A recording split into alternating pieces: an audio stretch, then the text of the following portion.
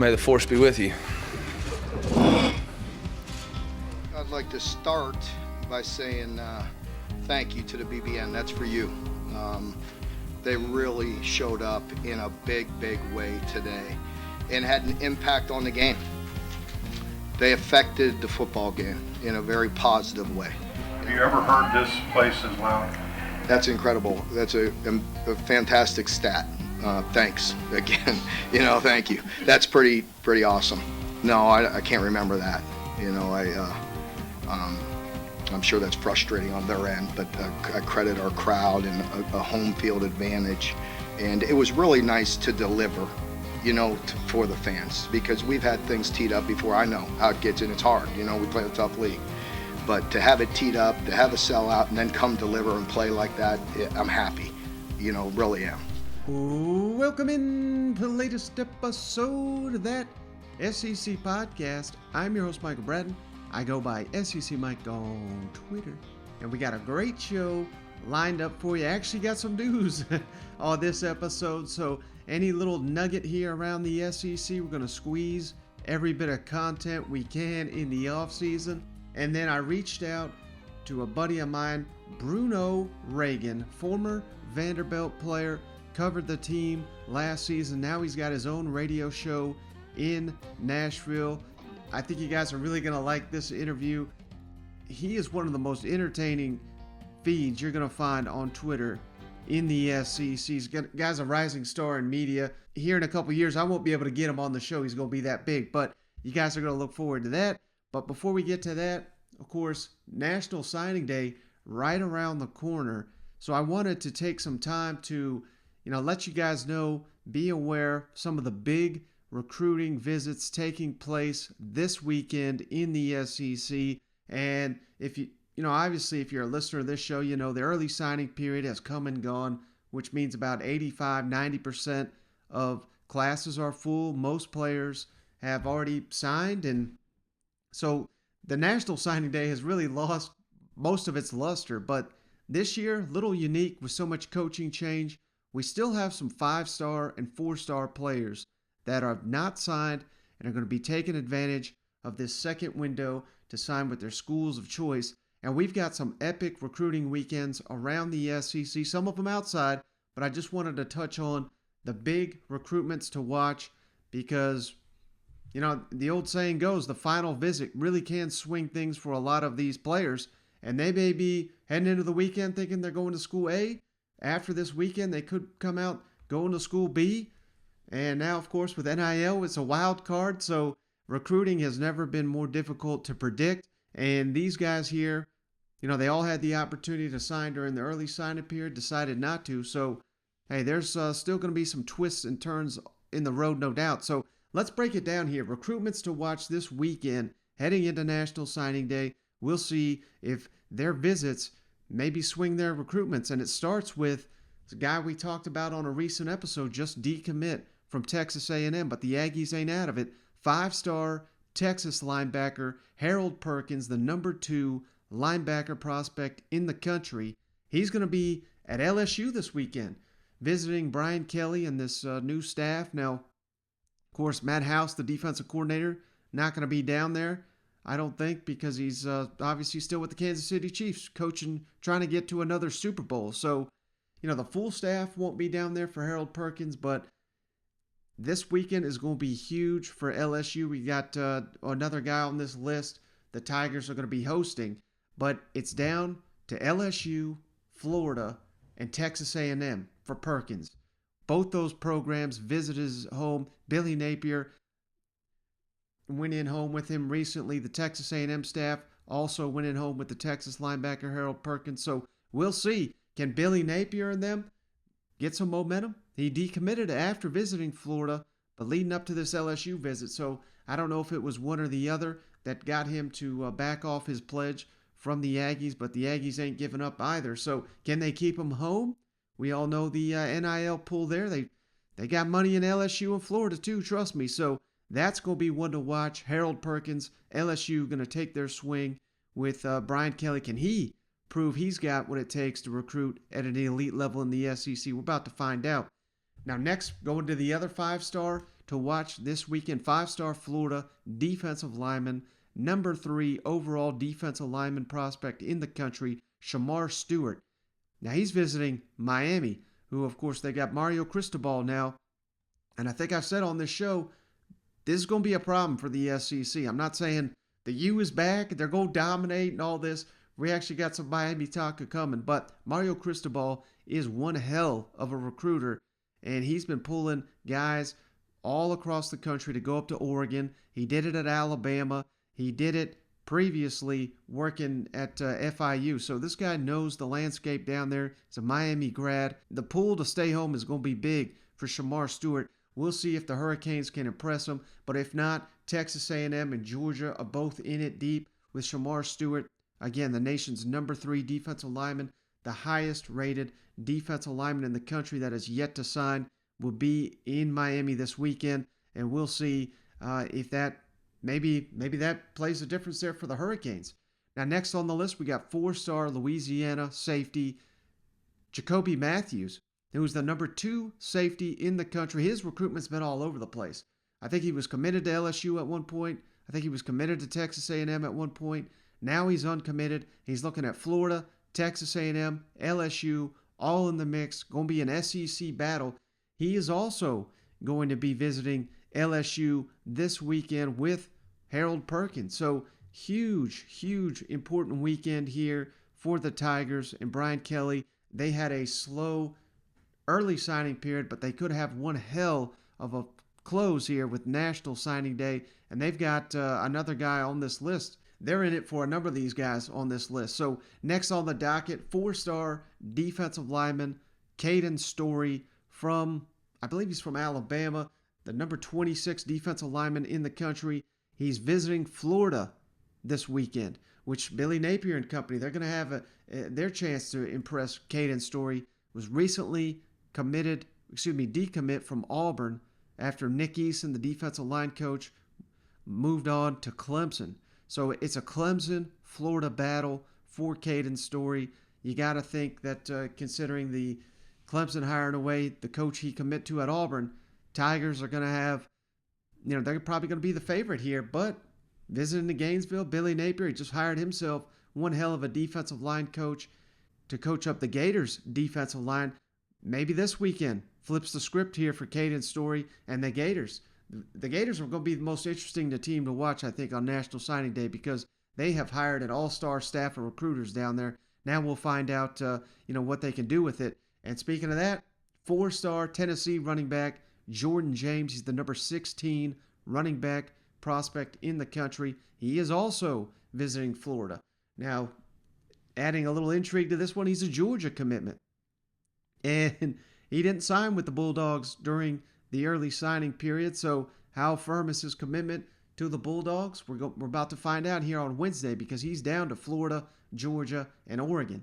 Now, Oregon's got some buzz for Jordan James, but again, he's visiting Gainesville this weekend. Maybe that coaching staff can get him trending in that direction. We'll find out, but that's going to be one to watch for Gator fans. Jordan James could use some depth at the running back position. And how about 4-star Georgia defensive lineman Christian Miller, the number 14 defensive lineman prospect in the country? Another Miami visitor this weekend. He's down to Georgia, Ohio State, and Miami. So got to see what Cristobal can do with that. Now he's going to have some talented linemen down there to recruit this weekend. And last but not least here, another coveted SEC target, many schools, 4-star Louisiana running back, the number 9 running back prospect in the country, Trevante Citizen. He is also going to be visiting Miami. So this is what I'm trying to tell you about Mario Cristobal. You're sensing a theme here. These prospects, elite, they're going to say, I'm going to go SEC or I'm going to go Miami. That's going to be the way it's going to be, I think, as long as Mario Cristobal is down there. He's that good of a recruiter. But Citizen is down to Auburn, LSU, Florida, and Miami. So we'll see if the school that they were the first ones to jump in on the NIL. Remember that? They gave basically the entire team NIL money. We'll see how far that goes with some of these commits down there because I'm sure they're going to be getting all kinds of information on the NIL during their visit down there. But moving on to the news we have around the league, going to hit on 2 SEC East teams real quick here. let's start with a trip to Lexington, where I don't know how much validity there is to this report, but apparently it's being reported by 24/7 Sports, so it's a credible website. Liam Coen, the offensive coordinator, being targeted by Mario Cristobal. Apparently, Cristobal is just going to go down the list of SEC coordinators till he can get one, because he couldn't get Kendall Browse. Now he's reportedly moving on to Liam Coen. Got his sights set on Kentucky's offensive coordinator. Now, I have not heard this. I'll just share what I've been told about Coen this offseason is he would leave for an offensive coordinator position in the NFL, and he would potentially leave for a head coaching position in college football. And I've also been told that he has passed on the UMass head coaching job, which you may be saying, well, why the hell would he want to go to UMass? That's where he went to school. So if he's passing on jobs like that, he's not just eager to leave Kentucky. With Will Levis coming back, we've got Chris Rodriguez coming back. We're going to get to this, but Kavosiey Smoke just announced he's coming back. Kentucky is all in on next season. And as crazy as this sounds, I'm already catching hell for this because I've said it on Twitter. Miami Twitter, apparently that's a thing now too, but the Hurricane fans have found this tweet. But I said, I think this will be a step down for Liam Coen. And that may have been asinine to say 10 years ago, 20 years ago. It ain't 10 years ago. It's now.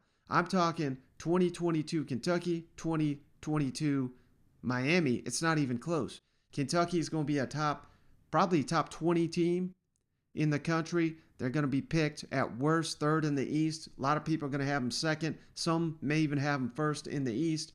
Whereas at Miami, it's a total rebuild like it has been for 20 years here. So, yeah, re-implementing your offense, not knowing the pieces, not having your quarterback you hand-picked like you did Will Levis here at Kentucky. You just added another transfer quarterback. We'll get to that in just a moment. But I don't know. I ain't buying this one. So they may be targeting him, but I think it's going to be similar to the Kendall Browse situation where thanks but no thanks to Miami Hurricanes. I think Liam Coen is going to stay at Kentucky for at least another season here. And part of that, like I referenced there, Kavosiey Smokes made it official. He is returning, going to add some depth to that running back position with Chris Rodriguez coming back, looking to break the school record for rushing yards. But Smoke, he's a talented back himself.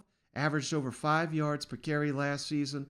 He only had 406 yards and 4 touchdowns. That's probably why he's coming back. But if you combine Chris Rodriguez, Kavosiey Smoke, and Will Levis, 2,160 rushing yards last season for the Kentucky Wildcats.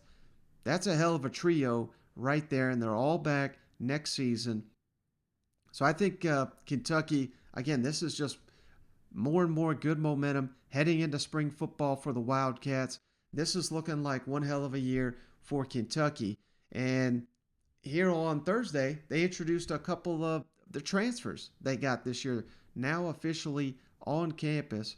And that includes Duece Hogan, transfer from Iowa. He's a quarterback, and it's pretty ironic he's coming in from Iowa, the school Kentucky just beat in the bowl game. But he met with the media here along with Tayshawn Manning, the Auburn offensive lineman. And let's kick it over to Duece Hogan. I thought this was pretty funny where he said, hey, as soon as I got here, they started mocking me. And it kind of gave me a similar vibe to Will Levis last year when he was embraced by this Kentucky team. I just thought this was pretty cool. I know with the Courier-Journal, what was your perception? I mean, you just played them in Citrus Bowl, being on the other side of that, and how did that kind of work out for you? Yeah, so I was actually in the portal prior to that game. I left after the Nebraska week. So, I was so torn. My family moved from North Texas to South Texas. My dad's a head football coach.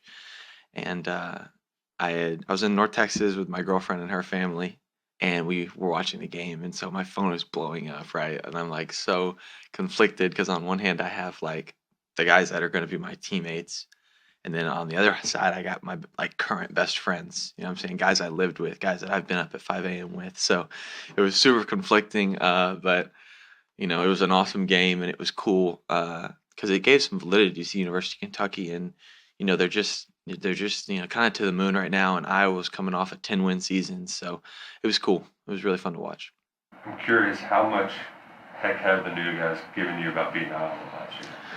Yeah, I don't remember who it was, but I walked in like day one, and people are dapping me up, saying what's up, and one guy just walks in and says, if you can't beat them, join them, and the whole room busts out laughing. And I'm like, all right, like I get it, I understand, but they've been super cool, and like my defense mechanism is like I wasn't there technically, you know what I'm saying? I was already removed. But yeah, they've given me some crap, but I mean it's almost warming, it'd be weird if I was the new guy and no one talked to me, but to like come in and get messed with, like it's almost like comforting. Now this Hogan, he's got some swagger to him too. If you do a quick Google search here, Duece Hogan, Iowa commit.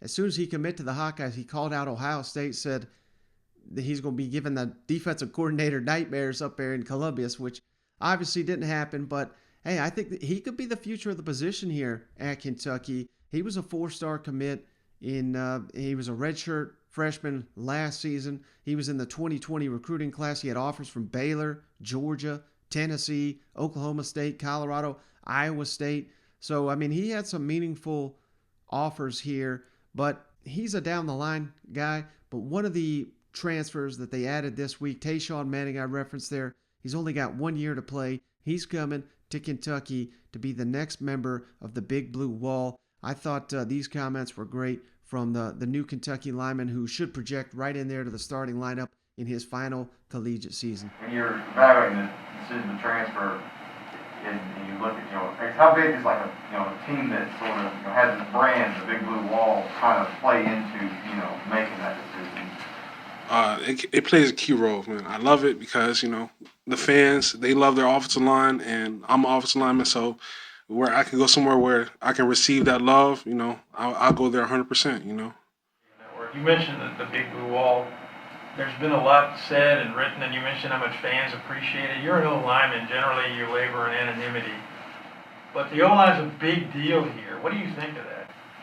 I think that's awesome, to be honest. I love it. I love giving the O-line attention. I feel like the big boys need their love and to make them play better. So I'm here for it.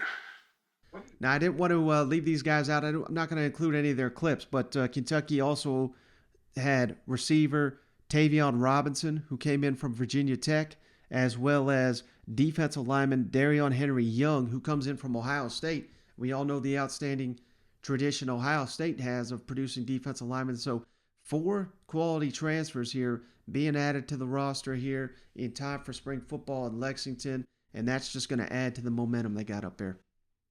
Now, last little nugget here around the league before we get to our interview with Bruno Reagan. Missouri, man, I think we've been overlooking a little bit. That's a little bit my fault, so much going on, but they have been adding players left and right via the transfer portal this offseason. And of course, we know best recruiting class in program history, signed up, ready to go. And the latest win from Eli Drinkowitz and company in the portal, they've landed Florida linebacker, or I obviously should say former Florida linebacker, Tyron Hopper. He is the cousin of Tyrone Hopper, who Missouri landed just a week ago from North Carolina. So you're adding 2 talented linebackers to the roster here in Missouri. Tyron, the former Gator, had 65 tackles last season, 10 tackles for loss. He was a top 100 overall prospect in the 2019 recruiting class, the number 4 outside linebacker, and he's got several more years to play. And just look at some of the schools and some of these prospects that Missouri has added via the transfer portal to help with depth and experience. We mentioned the 2 Hoppers, Oklahoma State defensive lineman Jaden Jerrigan, Clemson safety Joseph Charleston, Texas A&M corner Drayden Norwood, Stanford running back Nathan Pete, and they got Buffalo center Bence Polgar as well. So, I mean, we're talking, listen again to some of these schools: Florida, North Carolina, Oklahoma State, Clemson, Texas A&M, some of the most successful programs in the country. You're getting the players leaving there. And I know that the joke is, well, hell, they got a joke of a defense here. They hired this Steve Wilkes. It looks like a month into the job. Drinkowitz was legitimately being asked, are you considering firing this guy that you hired from the NFL? He seems in over his head, or he can't translate it to the college game, I looked up the numbers because Missouri was night and day better at the tail end of the season on the defensive side of the ball, but I had no idea how much. The first month of the season, Missouri was giving up 271 rushing yards per game, dead last in the SEC. That's just god awful. And unfortunately, it got worse in October when they started to get into the middle of SEC play and that Boston College game. 296 yards allowed on the ground in the month of October. Again, dead last for Missouri. And this is the point where everybody's saying, well, my God, we got to move on from Steve Wilkes. This guy don't know what the hell he's doing. They fired the defensive line coach, made an adjustment. That's the scapegoat. That's the move you make. And then in November, 120 rushing yards allowed per game, fourth best in the SEC. So you go from dead last to fourth best, and you may be saying, well, hell, they probably played a joke of the schedule, right? No, they played Georgia, held them to their lowest rushing total in 2 years. They played Arkansas. Arkansas led the SEC in rushing last year. They played Florida, which I know Florida couldn't do much last year, but rushing the ball was about all they could do on that side of the ball. And they played South Carolina, which is sending 2 running backs off to the NFL in the So those were their 4 opponents in the month of November. And if that doesn't tell you the strides that were made on that defensive side of the ball under Steve Wilkes as the players got acclimated, something clearly clicked there. And with the change at the defensive line coach, now you're adding in these transfers. Now you're adding the best signing class of all time. I don't know. I'm feeling pretty confident if I'm a Missouri fan that we're headed in the right direction. I know last season didn't go quite your way, not up to the standard you were expecting, but that doesn't mean that the future is not very, very bright there in Columbia. All right, last thing here. Really appreciate this interview. Really good stuff here from Bruno Reagan, former Vanderbilt player, and who knows, we could be seeing him very soon on your television in the USFL. Not sure when the hell that's going to kick off, but I keep, they're naming all these coaches. So next it's on to the players. Bruno's going to get into that, get into some of the Commodore talk. And I really appreciate Bruno. He's one of the most entertaining guys out there. But all right, hey, we're pleased to once again be joined by Bruno Reagan. He's the host of the Afternoon Stretch on WNSR here in Nashville, which you can find from 4 to 6 p.m. Monday through Friday. And you got to give him a follow at Bruno Reagan, which you can find in the show notes. He's a former Vanderbilt lineman, played in the XFL, I believe, and he's covered Vandy, the football team last year. So how's it going, Bruno? I really appreciate you joining us. No problem. It's going good. Going about as good as it can go, I think. Yeah. And hey, you got quite the bio, my man, but are we going to add USFL future star to that bio? Well, I've been they told me yesterday they were going to send me the contract, and it's today, so not yesterday, and I'm still waiting for it. So, I mean, that all comes down from Fox Corporate, and who knows how that works. I've been optimistic. I don't know if you've been keeping up with my posts, but I went from trashing the league to being optimistic about it. Now I'm pessimistic about it. And listen, I'm ready to play, but I'm not gonna. They ought to make it worth my while. I've been doing I've been really doing well for myself recently. So I have the itch. I want to play ball. I'm willing to take basically a massive down pay grade to do it, but I'm not going to also do it for free. So there's that ebb and flow of it. Once I get that contract, I'll figure out. This is when you see my Twitter and my show. Like, I try to do it with my bio to let people know, like, everything I say, take it with a grain of salt. Most of it's just for fun and entertainment and parody, and that's the way I like going about social media. I don't like taking it too serious. On this show, everything I say is going to be, off the top of my head, serious, just as a pure frame of reference. Because I talk to the USFL guys, and they're like, oh, we see your Twitter. We thought you hated us. And I'm like, I'm never in my life going to just spit at opportunity presented to me. It'll never happen. So if people are having trouble separating those parts of my life, then there's your basically your warning for it. Yeah, and I love your feed. I gotta be honest with you. And I know Vanderbilt, it was not that entertaining this season, but hell, I had a much more entertaining time just going through your feed during the games because you crack me up just nonstop on Saturday night. It's usually when Vanderbilt's playing. So Yep. I want to start right there because not only Vanderbilt, but you also you like to tweet when Tennessee's playing. So what gives you more joy, a Vanderbilt win or a Tennessee loss? By far a Vanderbilt win. Okay. The Tennessee thing, I really don't even have my beef was with like Butch Jones and not Yeah. offering me. I've never had beef. A lot of people like make fun of the Tennessee fan, obviously me included, but it's for fun. Like when they Right. send real jabs my way, it's tough for Tennessee fans because I beat them 3 times, so usually I got stuff in the archives. But sometimes they get me good, and it's all in good fun. It's much love. I'm friends with a lot of the players, former coaches. My beef was just with Coach Jones and not offering me. Um, Other than that, it's mostly just all fun. I by far I want to see Vanderbilt win 10 times more than I ever watch Tennessee suffer and lose. Gotcha, gotcha. Well, I got to ask you this too because after the Music City Bowl, I didn't catch all of it unfortunately, but there was the spaces with Pat McAfee. You were in there back and forth. And hey, everybody that does this loves Pat McAfee. He's the guy we look up to the most. So, how was that back and forth getting to talk with Pat? So that was definitely, I guess you could call a performance.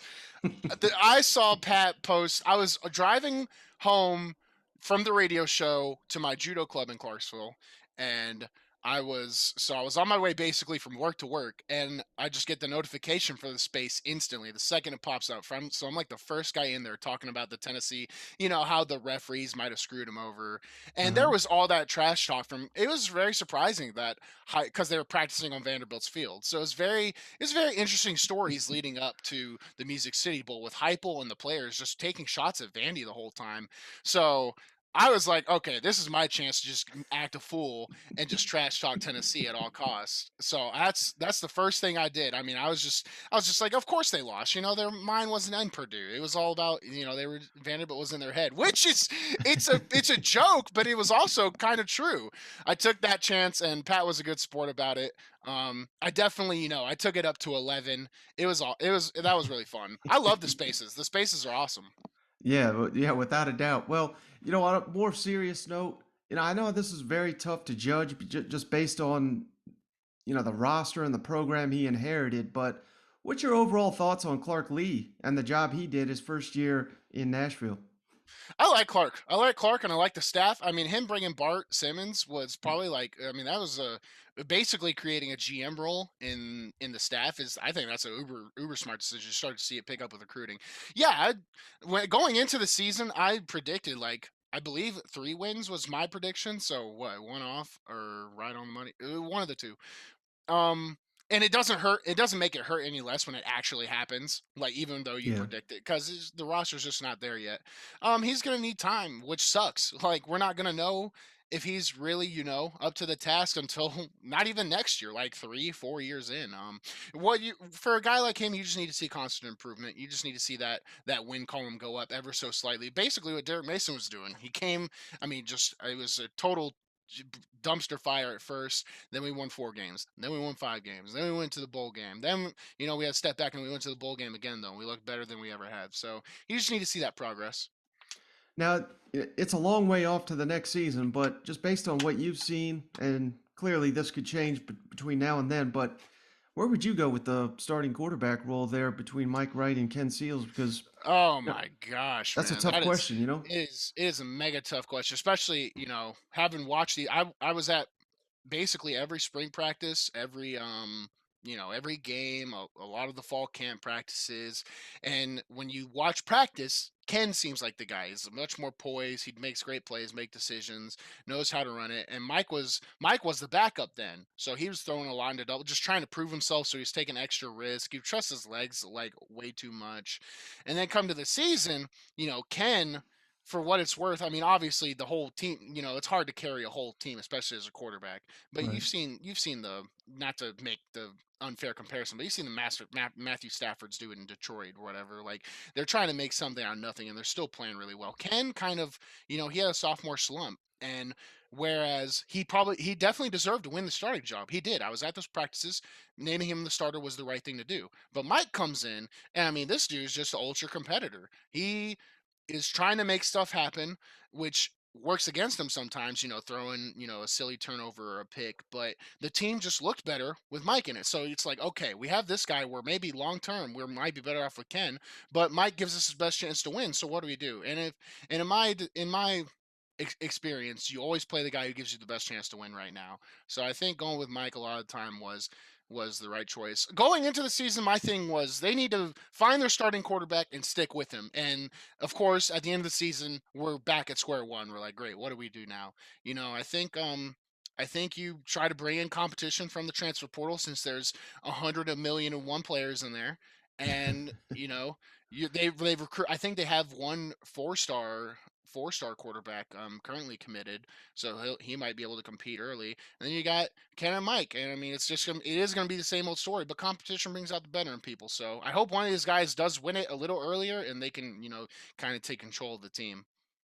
Are you surprised at all about how well Vanderbilt was able to recruit this year, or maybe not? Not were you? Yeah, 100%. I don't know if you've when I was getting recruited, that was James Franklin years when they had the opening game at Ole Miss and opening game at South Carolina. I mean, it was crazy. It was absolutely electric what was going on. If you go to a Vanderbilt game now, it's like a morgue. Yeah. Watching them get trounced by ETSU by double digits was by far the most depressing thing I've ever seen in my life. I can't believe they convinced kids to come there. But one thing that, and that's just me being honest, but one thing that they have an advantage with is that school.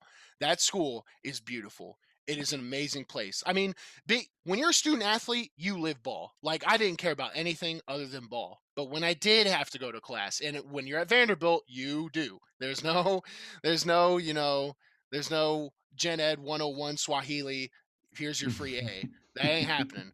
But the Vanderbilt experience is so fun and awesome. And if you're up to the task to learn at that school, I mean, and the people you meet, it's ridiculous. Like the connections you can make. It's definitely an easy sell for maybe someone who can break that mold of, oh, I'm going to make it to the NFL, because realistically we're not.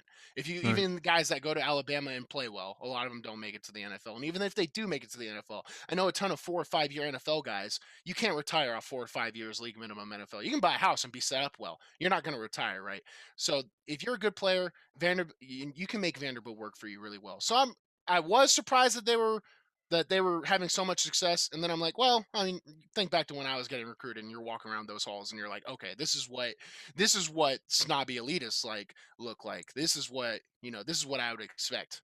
So safe to say your senior year there at Vanderbilt, you didn't just take ballroom dancing like some of these other My players? senior year, so to be eligible for cost of living, which is the nice little like a thousand some dollar check they give you for, Mm-hmm. you have to take 9 hours.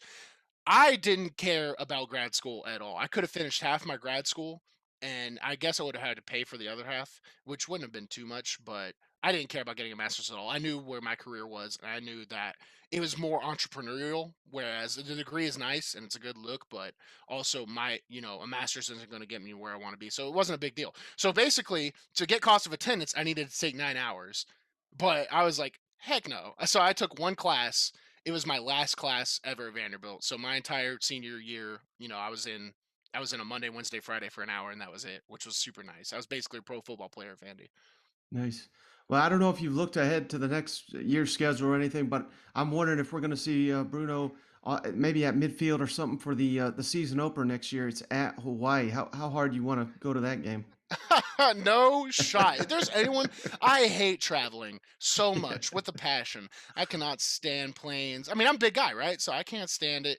I do it when it needs to be done. No shot you'll ever see me down in Honolulu, wherever that university's at. What a crazy experience that's going to be. I mean, they're going to have to leave 2 days early. That's nuts. And looking at the SEC schedule, I don't know what the hell Vanderbilt did to piss off the SEC, but they open at Alabama, they come home, they play Ole Miss, and then the next SEC game's at Georgia. I mean, my God, it literally can't get any tougher. So, those games, they're going to be picked to lose by 1,000,000 points, but let's assume Vanderbilt snaps their SEC losing streak at some point next season. What team do you think they're most likely to beat? It's got to be. I mean, we're historic. Recently, if you follow the recent history, it's going to be at the tail end of the season against a Missouri or Kentucky, Ole Miss or Tennessee. 100%, it's going to be one of those teams. Even when Ole Miss is good, we've snuck it against some good Ole Miss teams. It's just what it is. I think we end up playing Ole Miss at home, if I'm not Yeah, Ole mistaken. Miss at home. Yeah, so we've been really successful against Ole Miss at home in recent years. I would like it to be South. History tells us not Florida, not South Carolina. South Carolina, we're on a decade-long losing streak against them. We just cannot get it done against some of the worst South Carolina teams in history. So I would look for a Missouri or a Kentucky. That's what we did with Mason. Our first two SEC teams were Missouri and Kentucky. Boom, boom, 2015. So that's probably how it'll happen. Although Kentucky has found, I mean, they've taken their program up to, right below Georgia in the SEC East in the Florida kind of realm. That's how it's going to happen. It's not going to be against a West team other than Ole Miss, I believe, unless we can sneak a heck. I was going to say Arkansas, but that's out the window. It's just tough. This is tough. Win your OOC, try and sneak an SEC win. Then you're looking at a 4 or 5 win season. That's a victory for Clark Lee. All right, last thing for Bruno, I really appreciate your time. I know you said it's too early to judge Clark Lee, and I agree 100%, but what's your confidence level that he's the right man for the job there in Nashville? Well, out of 10, 9, because I don't like dealing uncertainties. If it's just ridiculous to say 10 out of 10. That's a homer move. And so 9's about as homer as I can get while being objective. I like Clark Lee. I think he's hired a great staff. I mean, the energy there is through the roof. When you're coaching at Vanderbilt, you're coaching against the SEC, and you're also coaching against the Vanderbilt norms, which it's hard to explain to people, but the academic rigors, the fact that there's just life as a student athlete there is a little tougher. The school isn't necessarily on your side all the time. I don't know if you've seen the controversy with Vanderbilt basketball and their attendance. It's little things like that just make no sense, that just piss everybody off. But I'm big into Clark Lee. I think I was advocating for him before he got the job, and after seeing the way he operates, I think he just brings a nice consistency to that team. Whereas I can get behind it as an alumni. I think he's the guy. It's definitely a great thing that he's an alumni because he has the extra investment. Whereas if he wins 6 games and some job offers him, he might not just tuck tail and dip at the slightest. So if we have that success, we could have some longevity with him too. I like it. Big fan. All right, he's Bruno Reagan. Don't forget to check out the show, The Afternoon Stretch, WNSR, Nashville, 4 to 6 p.m., Monday to Friday. And I promise you, if you follow at Bruno Reagan, you are not going to be disappointed. Bruno, I appreciate you hopping on the show. Thank you. No problem. I'm glad you enjoy the Twitter feed. That's all it's supposed to be, is fun. It costs me a lot of money sometimes, but it's fun. All right, so just want to say thanks again, Bruno, for hopping on the line. Give him a follow at Bruno Reagan. You can find that in the show notes. If you're one of these people, if you're like me, you can't write anything down. I mean, who's got time for that these days? So we make it convenient for you. Put all the every guest we have, we got their Twitter handle in the bio, so go check that out. But hey, that's all we got for this week's shows. I hope you guys appreciated 5 episodes this week. I know we're in the dead of the off season. Some of these shows a little bit slow, but doing everything we can to pump up the content. And again, Shane and I are going to be on vacation next weekend. So the plan is to put out a couple of shows anyway. Going to pre-record a couple. We're going to try to do a National Signing Day podcast as well. May not have video for that one. I haven't figured out all the details. But if I can get that drunk Tennessee homer on the line, well, hell, he'll be standing next to me. So it should be pretty easy. So who knows what will happen down there in Orlando, but as long as we survive the trip, we'll be back before long. So just be on the lookout for a number of shows next week as well, hoping to get 2 or 3 out at the very least. But hey, that's going to do it for this week's shows. I do appreciate each and every one of you for your continued support, and we'll catch you on the next one.